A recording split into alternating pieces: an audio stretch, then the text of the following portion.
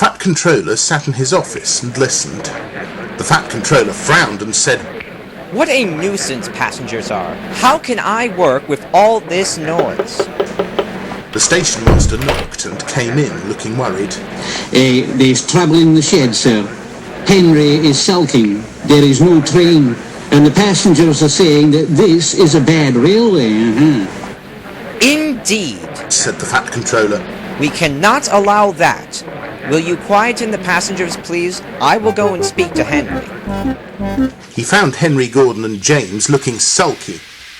Come along, Henry, he said. It is time your train was ready.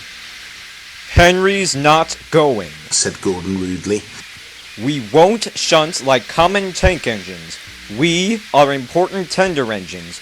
You fetch our coaches and we will pull them. Tender engines don't shunt. And all three engines let off steam in a cheeky way.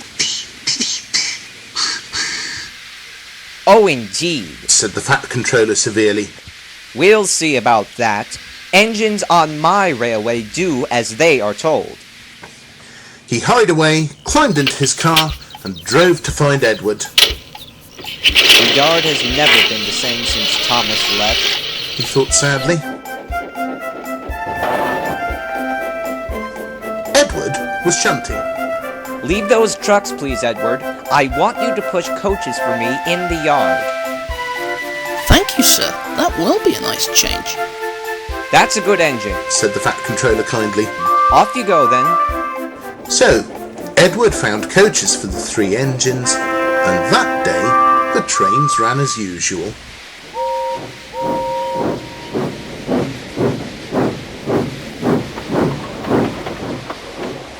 But when the Fat Controller came next morning, Edward looked unhappy.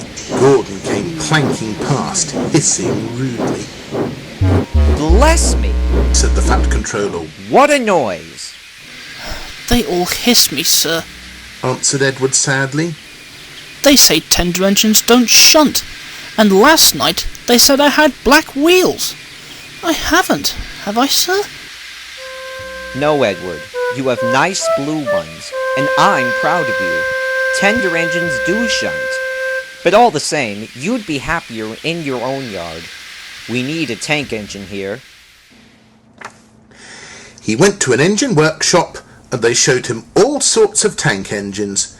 There were big ones and little ones. Some looked happy, and some sad, and some looked at him anxiously, hoping he would choose them. At last, he saw a smart little green engine with 4 wheels. That's the one, he thought.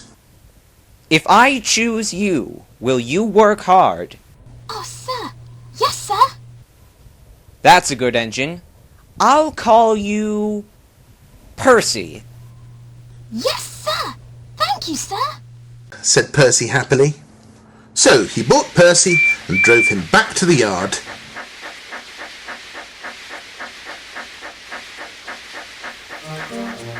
Edward, he called. Here's Percy. Will you show him everything? Percy soon learned what he had to do, and they had a happy afternoon.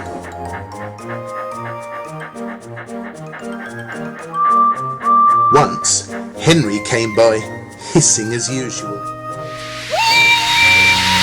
Said Percy suddenly. Henry jumped and ran back to the shed. How beautifully you wished him, laughed Edward. I can't wish like that. Oh, said Percy modestly. That's nothing. You should hear him in the workshop. You have to wish loudly, just to make yourself heard. Next morning, Thomas arrived. The Fat Controller sent for me. I expect he wants help, he said importantly to Edward. Shh, here he comes. Well done, Thomas. You've been quick. Listen, Henry, Gordon, and James are sulking. They say they won't shunt like common tank engines. So I have shut them up, and I want you both to run the line. Common tank engines, indeed, snorted Thomas. We'll show them. And Percy here will help too, said the Fat Controller. Oh, sir, yes, sir, please, sir, answered Percy excitedly. Edward and Thomas worked the line. Starting at opposite ends, They pulled the trains, whistling cheerfully to each other as they passed. Percy sometimes puffed along the branch line. Thomas was anxious, but both driver and guard promised to take care of Annie and Clarabelle. There were fewer trains, but the passengers didn't mind.